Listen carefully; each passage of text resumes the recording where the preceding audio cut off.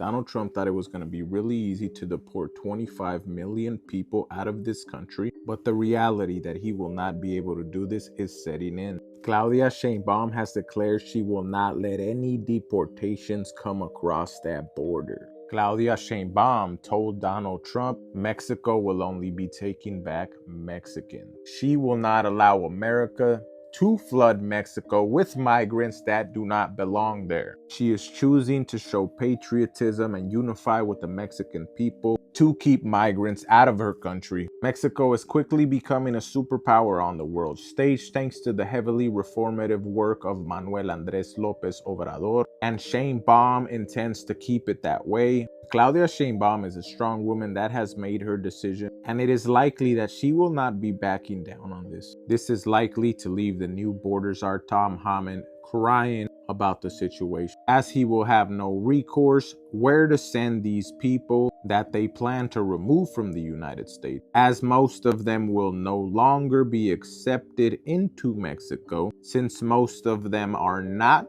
from Mexico. Let me know what you think in the comments. Where do you think would be the best possible way to send these people? Are you happy about this? Does this affect you in any way? The topic is getting very interesting. I will keep you updated on this information. Share the video, like, and follow for more. Is no longer border czar. Former ICE director Tom Homan has been put in charge of mass deportations, and Tom's not messing around. I got a message to the millions of illegal aliens that Joe Biden's releasing our country in violation of federal law. You better start packing now. If sanctuary cities don't want to help, then get the hell out of the way because we're coming. Is there a way to carry out mass deportation without separating families? Of course there is. Families can be deported He together. is what every undocumented immigrant in this country fears the most. And Donald Trump just picked him as the next border czar. And although it is true that he plans to do mass deportations of anyone that already has orders of deportation, anyone that failed to appear in front of an immigration judge, anyone that has committed a crime here in the United States, or anyone that has crossed the border more than once, meaning they were deported back to their country and now they're back in the United States. Tom Homan says that the very first group that are going home, the 1.6 undocumented criminals that are here in the United States. But there's also a lot of speculation that Tom Homan will be deporting U.S. citizens. That's simply not true. He says that that's a rumor that someone got started, but his priorities are those groups that I just mentioned.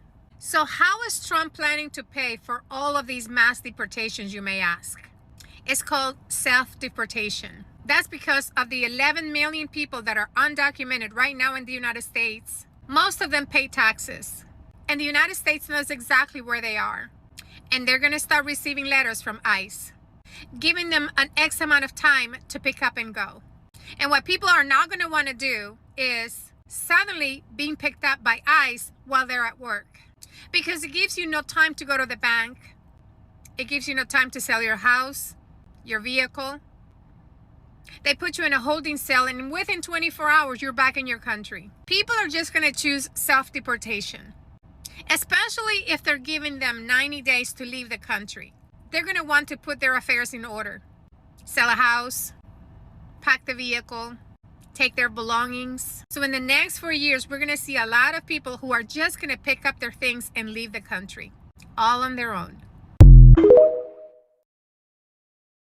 Within the last couple days, Mexican President Claudia Sheinbaum just issued a notice to Mexican people in the United States. This was a message that was especially directed at Mexican people who are undocumented or folks who are worried about their current status with the Trumpian administration. For people who don't have context, the Mexican government does in fact have quite a bit of buying power with the United States, and as such has political power in association with, because the United States relies on Mexico as its biggest trading partner, and the inverse is not true. That is to say that the United States takes in quite a bit of Mexican goods, whereas the inverse is not true. That means that Mexico does not take in a high amount of American goods.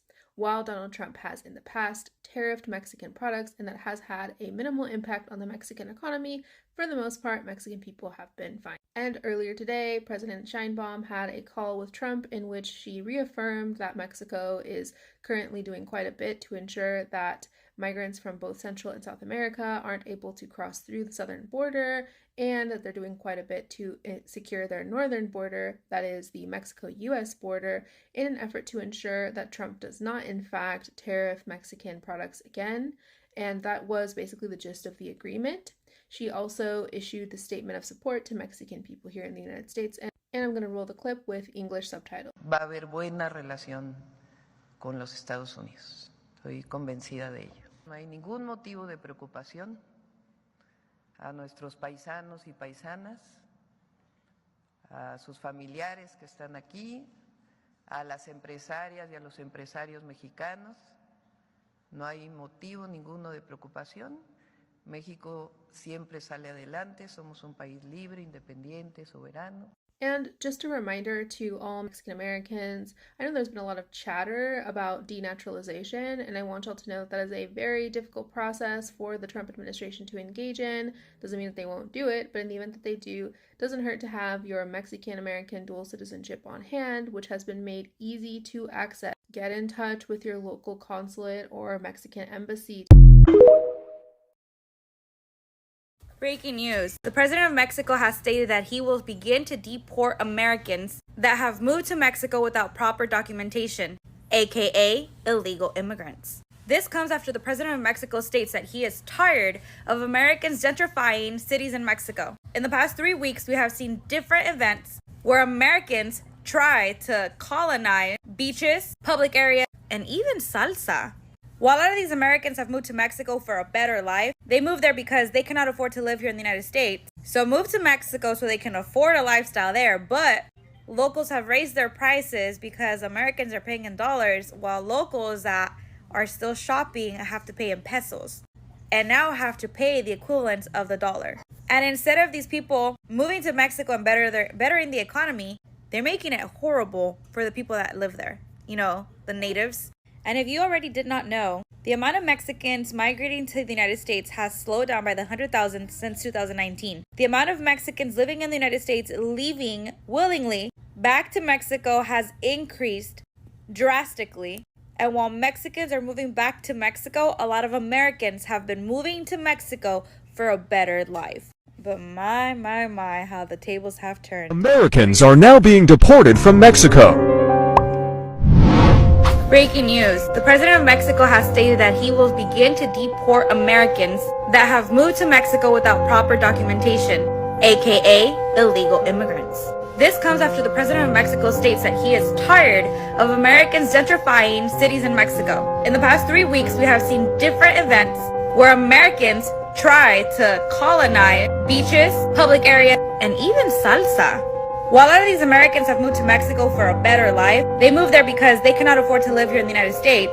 So move to Mexico so they can afford a lifestyle there. But locals have raised their prices because Americans are paying in dollars, while locals that are still shopping have to pay in pesos and now have to pay the equivalent of the dollar. And instead of these people moving to Mexico and bettering the economy, they're making it horrible for the people that live there. You know, the natives. And if you already did not know, the amount of Mexicans migrating to the United States has slowed down by the 100,000 since 2019. The amount of Mexicans living in the United States leaving willingly back to Mexico has increased drastically. And while Mexicans are moving back to Mexico, a lot of Americans have been moving to Mexico for a better life. But my, how the tables have turned. What are your thoughts?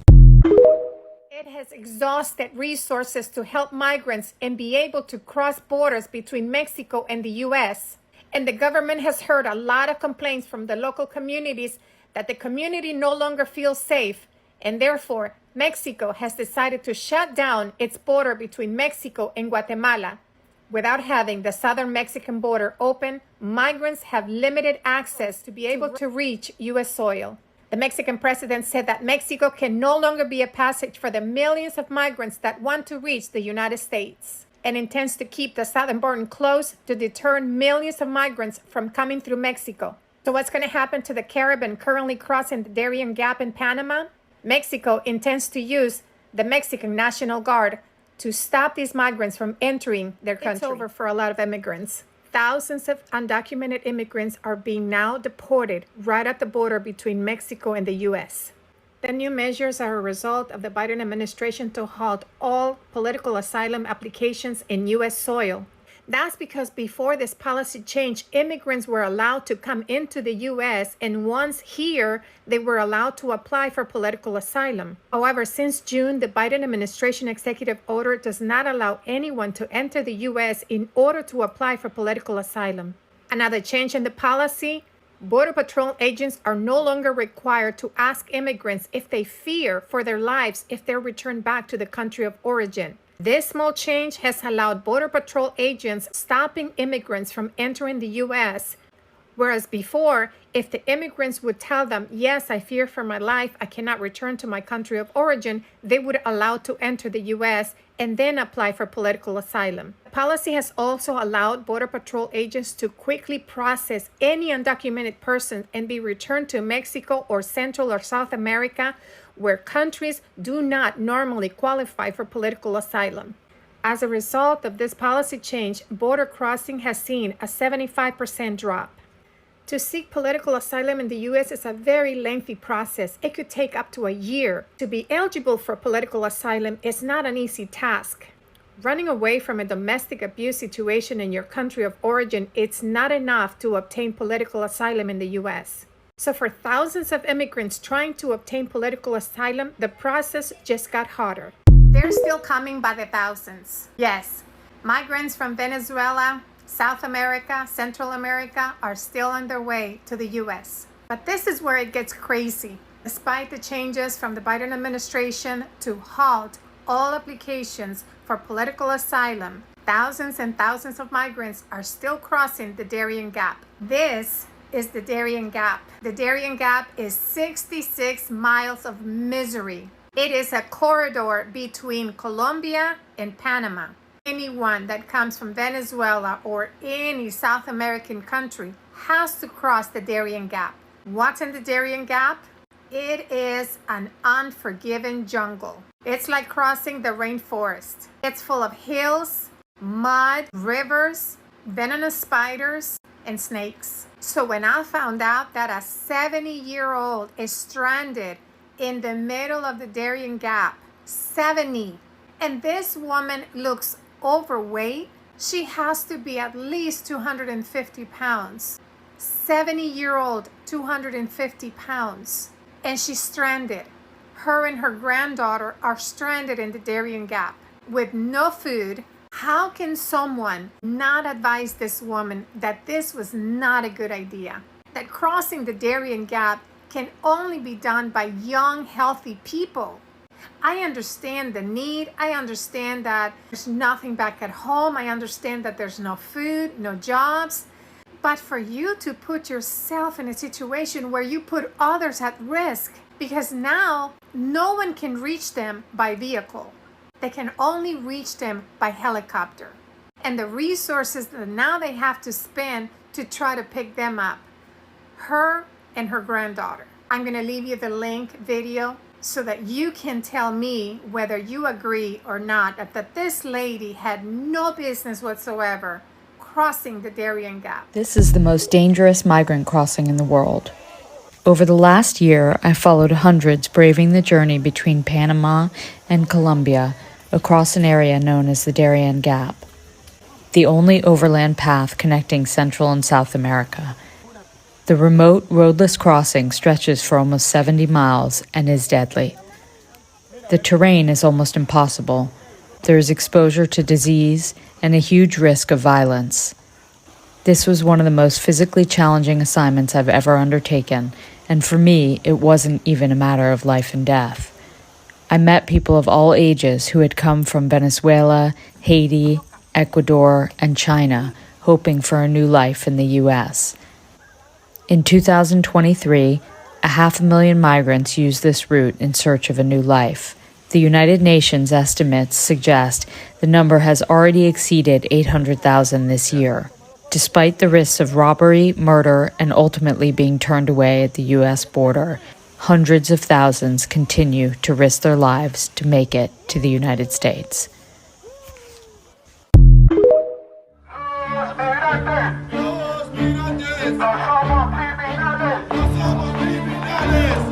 Manchada de roja. Está a la frontera.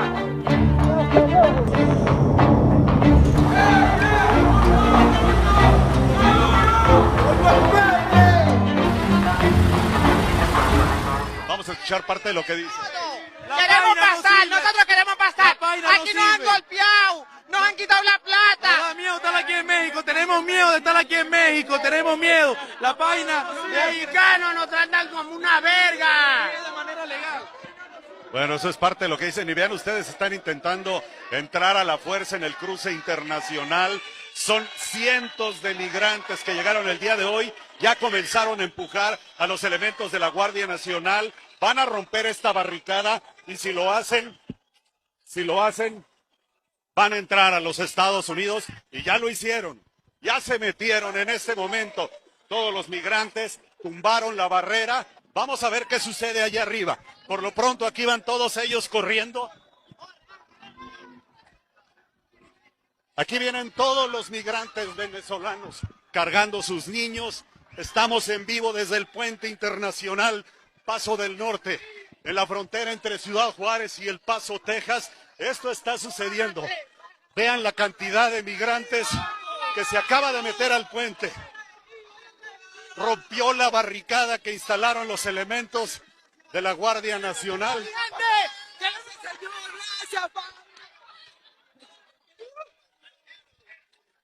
Son cientos, vean ustedes. Según el estimado de puentes fronterizos, eran más de 1,200 los migrantes que hoy llegaron, intentaron cruzar y vean lo que están haciendo. Vamos a acercarnos. Estamos pasando necesidad de 3 meses pisando la aplicación, pidiendo para poder comer con los niños. Dormimos en la calle, por favor, ayúdanos.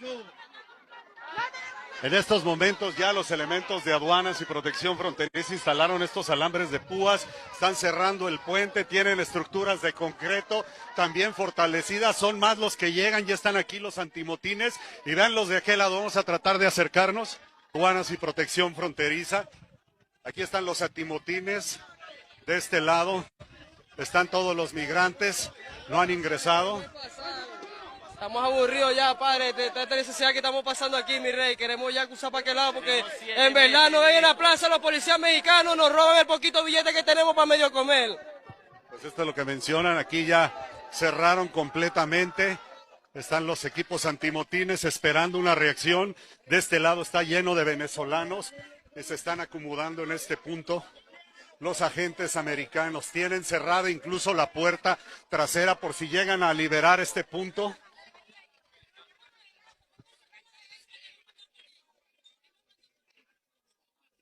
Señor, ¿qué van a hacer?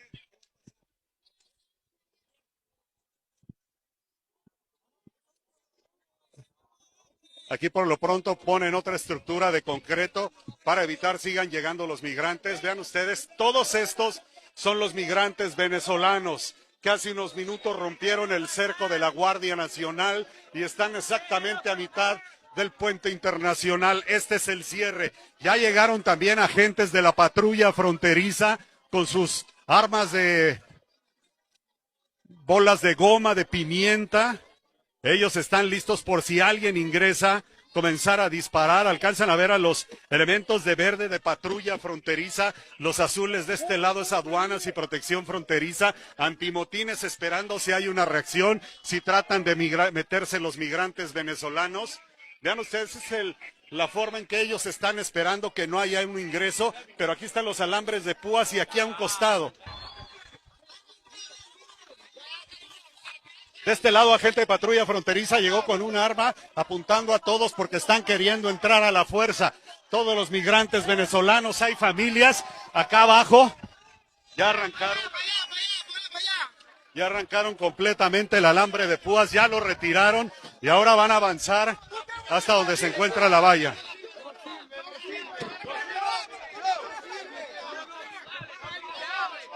Escuchen un...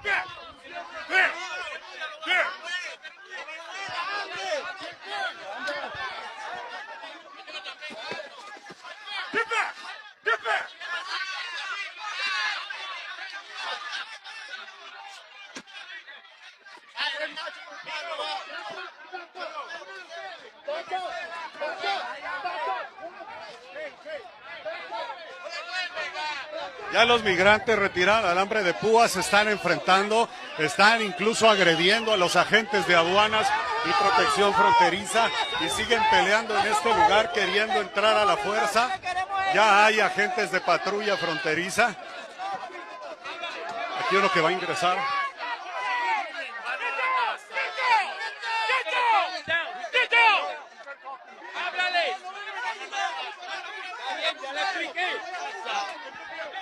Hay un proceso, ya hay una línea. Por favor.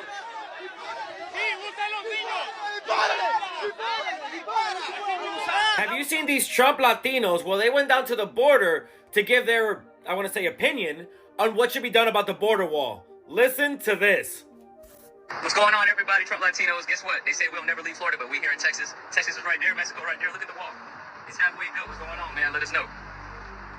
We need the wall. I live close by this area, and we need to live in a safe place. So please, we need Trump back in office. Vote for him. We need to finish this wall. We cannot afford to get more criminals coming into our area. Since this wall got built, Donald Trump was trying to make America safe. Now the wall's halfway built since Biden got in. It's like they want the criminals to come in. Let's make America great, y'all. Trump. Look, it might be easy to just laugh at them, but a lot of Latinos are going to the right. I mean, just look at what's happening with Univision and their hard right turns to try and cozy up to Trump. So the number of Trump Latinos are going to grow, and this could be the voting bloc that could put Trump back in the White House. Look, Biden has not helped the immigrant community the way he said he was going to, and he has built more wall. But these Trump Latinos don't realize that things are going to be much, much worse under Trump because he said he wants to deport millions of people. They don't understand how much Trump's fascist policies are going to affect them, are going to affect us.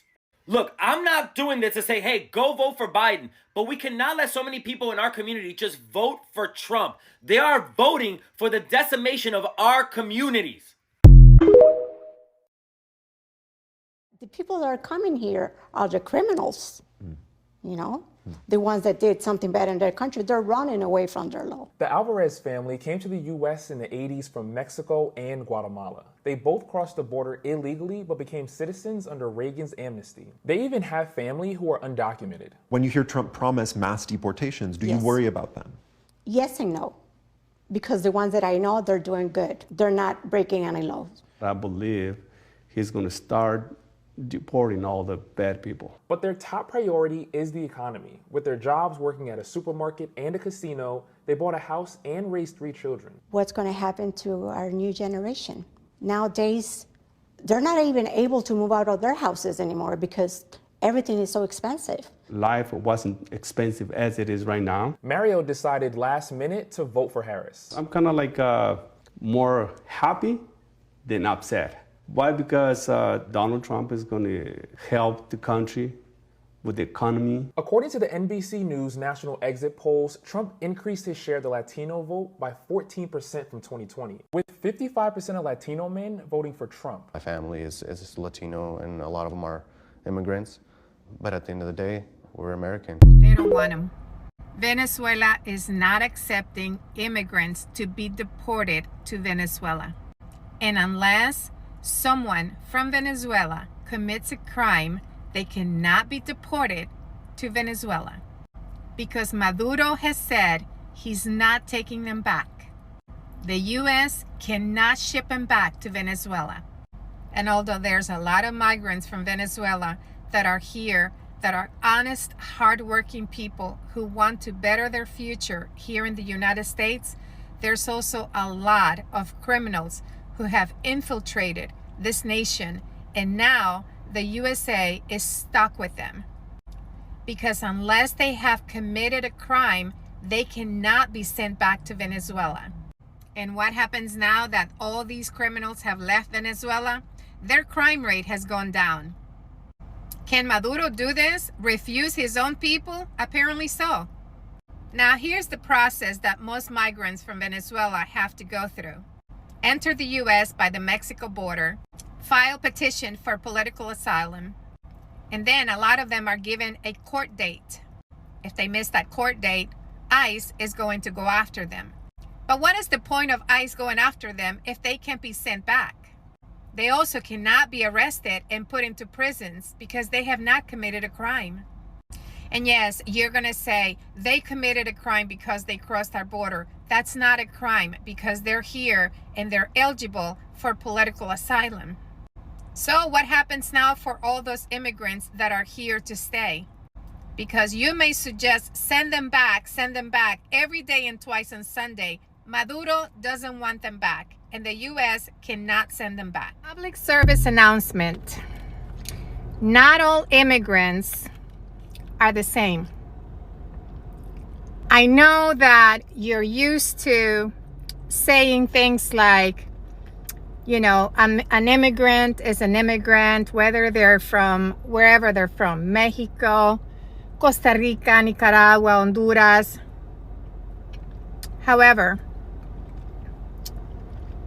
the newest influx of immigrants from Venezuela are in a category of their own. Not all of them, but a group of those immigrants have given all Venezuelans a bad name. They have tarnished the reputation of all immigrants in this country. Just last month, a group of immigrants were coming through the Mexican border. As they were trying to cross, they were met by ICE. And these guys picked up rocks. Never in the history have I ever seen such violent immigrants coming across the border. I have never, and I've been in this country for 40 years, I have never seen anyone being so violent from the get-go. You haven't even gotten here. You're not even in U.S. soil, and you already want to commit a crime. Picking up rocks to throw at the officers. I'm telling you, these are not your typical immigrants. They're not. You need to understand that these type of immigrants are in a class of their own. And I feel like I need to educate you because I know you guys think we're all the same and we all should go home. This is my home, by the way. This is my home. The worst thing about it, Maduro is not taking them back. He has said, he has shut down. You can't even send them to Mexico and think that Mexico is going to send them to Maduro. He doesn't even want any immigrants coming from the United States or Mexico. Back in the 80s, they would come through Mexico quietly, humble, whispering, knocking on the door of the U.S. Hey, can you let us in? We promise we're not going to make any trouble. We're going to be law-abiding people. We're going to work hard. These people,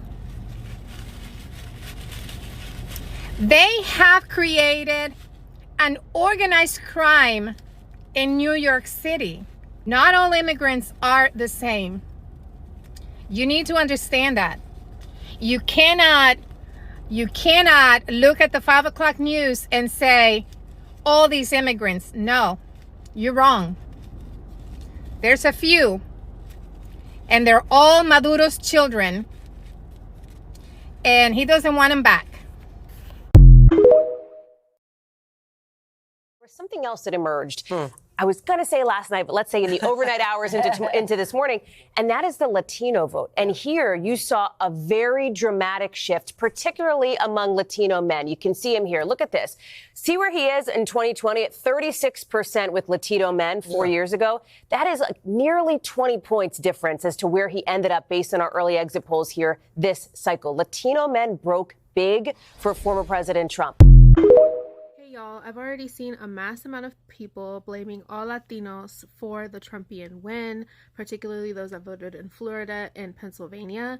But I want y'all to know that Mexican people demographically do not typically vote for Republicans. it is actually typically Cubans and other Central Americans. This is courtesy of Pew Research Center. As you can see here, Cubans typically are the ones who vote for the GOP, and Mexican people typically tend to vote for the Democratic Party. This is because Cubans live in a country that is heavily sanctioned by the United States, and as a result, it is very impoverished. But the Cubans who migrate here are under the impression that the reason that their country is in shambles is because of socialism. So they fundamentally oppose any policies that are beneficial to the general public because they are afraid of communist policy. And it's important to get specific because there are many different ethnic groups inside of the Latino community, and that includes Black people. There are Haitians who are Latinos, and don't y'all forget. I think that's exactly right. I think the Democrats did a really piss poor job this time around of courting the Latino vote in general because they didn't specify. They treated the entirety of the Latino bloc as a monolith, and they didn't count on specific counties being obviously Latino-centric. Like Florida has a huge Cuban bloc, and I didn't hear a single word come out of Kamala Harris about Cubans in general. Furthermore, she explicitly said that she was going to be tougher on the border when it comes to Central Americans, and a lot of Central Americans are very concerned about the border because they're the ones who are crossing the border right now. In fact, Mexicans are typically not crossing the border to come here. They're typically going back home. So, I mean, I think the reality is that when we talk about Kamala Harris in particular, her responsibility was to talk to Latinos in a way that endorsed specific policies and made a conscious effort to understand what everybody's interests were, because there were completely different interests at play inside of every single minority inside of the Latino community. And somebody said in my comments, Latino is not a race. That's exactly right. Treating the voter bloc of Latino as if it is monolith is really, really silly, and that's what she did. And I think on top of that, she gave permission to a lot of her constituents. I have so many comments that are censored inside of my previous video that I'm linking this from that are literally being extremely xenophobic to Mexican people in particular, saying things like, oh no, actually it was Mexicans. It was not Mexicans that voted for Trump. It was not Mexicans that voted for Trump. And the reason that I'm framing it this way is because I am talking about my community in particular. I can tell you that Cubans voted for Trump because they like people who are tough on Cuba, because they want to punish their government for putting them through whatever it is that they went through. And Puerto Ricans have a whole other set of issues because they're not actually able to vote in the same way that American mainland citizens are, or other non-territory states. I can't remember if this article is from HuffPost or the Washington Post, but it says the U.S. territories include American Samoa, Guam, Northern Mariana Islands, the U.S. Virgin Islands, and Puerto Rico. While the territories participate in presidential primaries and send delegates to both Republican and Democratic national conventions to help choose their party's candidate, they are not granted electoral college votes. The electoral college ultimately decides who occupies the White House, even if it doesn't match the popular vote. And I just didn't see Kamala Harris take the opportunity that she could have when Trump's campaign made that comment about Puerto Rico being an island of trash. She really didn't just do anything meaningful to court Puerto Ricans, especially ones that are living here in the United States that are able to vote as citizens in a regular capacity, to be able to ensure that they were able to get that very obvious, success from Latino. And I think a lot of Democrats, would-be Latino voters, are really confused about Latinos voting for Trump, but we are not monolith. Our interests are all completely different. And I can only speak for my community. I know that my community voted in large part Democratic, and the majority voted Democratic, both men and women. And I just didn't appreciate, because I've seen a lot of leftists say that Latinos, but we need to be specific, because Latinos in Florida are largely Cuban, Latinos in Pennsylvania are largely Cuban. In fact, like most East Coast Latinos are either Cuban or Puerto Rican. The majority of Mexican people are concentrated in states in the South or in the West Coast. So what we're seeing is like this homogenization and a permission that's being given by both the Democrats and the Republicans to specifically target Mexicans. And I don't like that, because I think criminalizing migrants, particularly Mexicans, is coming from both sides of the aisle. And Latinos are not just Mexicans. It's a wrap. Thousands of migrants are heading back home, discontinuing their journey on their way back to the U.S. just days after they found out that Donald Trump had been reelected. Thousands of these migrants were on their way to the United States, but as soon as they found out that Donald Trump had been reelected, they decided to make other plans, go back home, or stay in Mexico to apply for a political asylum. Many of them still have the opportunity to stay in Mexico and apply for political asylum using the CB1 application. There's currently thousands of migrants right now staying in Mexico, where they stay in houses that house at least 8 of them per room, and they pay an average of $50 a week. These migrants are waiting for their turn to have a hearing so that it can be determined whether they qualify or not for political asylum. A lot of them have gotten jobs where they make an average of $50 a week, just enough to pay for food and shelter. However, there's a lot of doubt that the Trump administration will continue the opportunity for these migrants to use the app in order to apply for political asylum or humanitarian help. But according to human rights activists, these migrants are not going to stop coming to the U.S.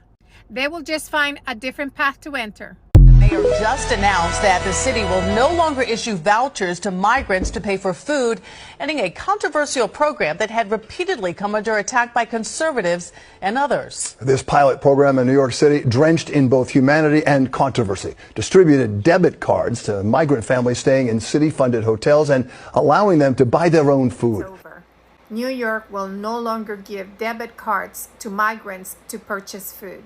New York City Mayor Eric Adams announced that the program that gives free debit cards to migrants to be able to purchase food will no longer be available. The program that allowed migrants to receive a debit card to buy food was established because thousands and thousands of pounds of free food ended up in the garbage because a lot of the migrants refused to eat it.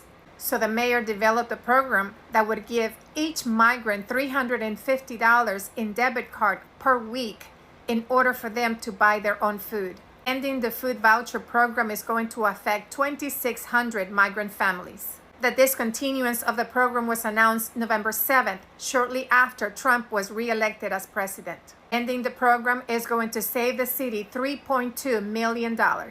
However, when you combine security, housing, and food vouchers, the city has spent well over $5 billion on the migrant crisis. It's coming. Deportation will begin for over 500,000 undocumented immigrants. That's because a federal state judge appointed by Donald Trump has struck down the Biden administration parole in place program. For those of you who don't know what the Biden administration program is all about, the parole in place allows undocumented immigrants who are in the process of getting their green card to stay in the United States while they await for their green card. The program allows families to stay together while allowing the process of obtaining legal status in the United States. The parole in place program allowed any individual that was married to a U.S. citizen to remain in the United States while getting their green card. But federal Judge Barker has said that President Biden has overstepped his authority in developing a program that will allow 500,000 undocumented immigrants to remain in the country. The bottom line, over 500,000 undocumented immigrants will be deported back to their country of origin, where they will wait for the green card. New York City sending 4,500 migrants back to Texas, offering free one-way plane and bus tickets to other states. So Abbott sends migrants to New York, then New York spends all this money, millions, to send them back to Texas. The Big Apple has spent more than... So Texas has sent around 30,000 people to New York on buses, and it looks like New York is now trying to send them back. In fact, asylum seekers here can not only get a free plane or bus ticket anywhere in the world, after their shelter stays expire, they're forced to reapply for housing at a location where these are handed out, revealing that even though New York is America's largest sanctuary city, our leaders don't want people staying here for some reason. Governor Greg Abbott might have thought that he had the last laugh when he bussed tens of thousands of migrants from his state to New York City. I voted for Trump because of the economy. Much like the trend nationally, many New York voters this year were driven by the economy and immigration, especially after Texas Governor Greg Abbott started busing migrants here 2 years ago. And now with his presidency secured, immigration advocates in New York City say they're bracing for what's to come. What is your message to people who might consider fleeing to Canada? My message is that Canada controls our borders, that every Canadian has the absolute right to expect that our country chooses who comes here and who doesn't. That fundamental control is the underpinning of Canada being the country who we are, which is at our core a country that has grown thanks to immigrants and immigration. But you can only do that if Canadians know that we control our borders. We control who comes here, and crucially, we control who doesn't. My question is your message to the outside world, because last time Donald Trump instituted a dramatic policy, 2017, the Prime Minister tweeted, "To those fleeing persecution, terror, and war, Canada welcomes you." What is your message to people who would try to get into Canada now? My message today is Canada has an excellent immigration system. We are a country that welcomes new Canadians because we know the value they bring, but we welcome them in an organized, systematic way. Is a remarkable scene playing out. Thousands of people are fleeing the United States. Fearful the Trump administration is going to send them back to their countries of origin, thousands of immigrants are crossing into Canada in hopes of asylum. Are you from Haiti? Yes. Are the kids American citizens? Or? Erlune Jean has been living without legal status in New Jersey for the last 17 years. She says since the elections she's been living with a terrible anxiety. They were cheers for me because since I was crying, she was crying too, because it's a life changing for me. This is all I know. U.S. from my young age to now, that's all I know. So I don't know what's waiting for me over there. Making the situation even harder, Jean's husband is staying in the U.S. for now. But it's just, I kind of wanted to stay there because I lived there for like my whole life. Yeah, I was born in the same house. I never moved, and now here we are. Through word of mouth and social media, thousands of immigrants have heard of the Roxham Road crossing. If they cross into Canada at a legal border crossing, they will be returned to the U.S., but if they cross illegally and are arrested, they can claim asylum. So you're going to be arrested, right? 24 hours a day, taxi after taxi arrives full of people. 10-year-old Lena Junga and her mother are originally from the war-torn Democratic Republic of Congo. They hope to find a better life in America, but now feel Canada is their best hope. in Trump's country, he wants to put us back to our country, so we don't want that to happen to us.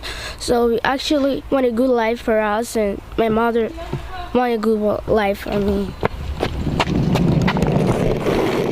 People from all over the world are coming to Roxham Road, but in recent weeks it's mostly been immigrants from Haiti. Many Haitians were granted temporary protective status after earthquakes in 2010 devastated the country, killing over 100,000 people. The Trump administration has signaled it will end the status, leaving nearly 60,000 Haitians in fear of being deported. The U.S. Border Patrol says most of the people crossing either have temporary legal status or are in the U.S. on a tourist visa, so they can't legally stop them, leaving the Canadians to shoulder the load. If they encounter something suspicious in Canada that they think may be a smuggling attempt into the U.S., we rely on them to let us know. But if they're all here at the Roxham Road, they can't do that anymore. It hurts us. On the other side of the border, Canadian Member of Parliament Brenda Shanahan says she is proud of how her country is handling the situation, but worries the people crossing aren't getting the full story. It's not a free ticket for refugee status, not at all. And we would actually like to make that very clear, that regardless of what people are reading on social media and so on, crossing the border here does not guarantee an automatic entry. After crossing into Canada, immigrants are taken to the Olympic Stadium in Montreal until they can find a place to stay or until a decision is reached on their asylum request. It's unclear how long Canada will keep the crossing open, but unless something changes, it's hard to see an end to the flood of people looking for hope at the end of Roxham Road. David Martin, The Associated Press. Quebec's premier is now warning of a possible influx of migrants after Trump's election. He says he wants to be sure that Canada's borders and airports are well protected after Trump promised to deport millions of undocumented immigrants from the States as one of his top priorities. And the Parti Québécois leader also warned that 20 million people could consider moving to Canada following Trump's election. We are a population of 330 million Americans. Do the math. 10 to 12 of the poorest people in the country, those immigrants, are not the explanation for the economic difficulties of this rich country of 330 million people. The very idea of that is ridiculous. An undergraduate who wrote such a thing would be called in by their teacher and told, try to think through what you're saying before you say it. The real economic problems, and they are real, of the United States have to do with what I just spent 20 minutes going over with you. They don't depend on more or less immigrants. That see this country as the only country they've ever known would have the same opportunities to work, to get an education, and to pursue happiness. Women would enjoy the same rights as their male counterparts. People would never lose their lives based on their skin color or simply by wearing a hoodie.